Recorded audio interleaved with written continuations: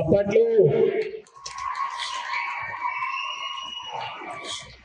Speaker గారు అనుమతించబట్టే మనకు పోయినసారి ఈసారి బడ్జెట్ పెరిగింది. ఈ విషయాన్ని గమనించుకొని చప్పట్లు కొట్టండి గట్టిగా.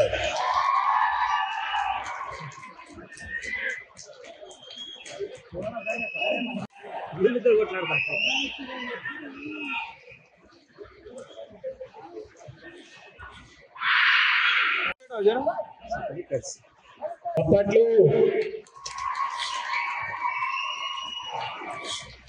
స్పీకర్ గారు అనుమతించబట్టే మనకు పోయినసారి ఈసారి బడ్జెట్ పెరిగింది. ఈ విషయాన్ని గమనించుకొని చప్పట్లు కొట్టండి గట్టిగా.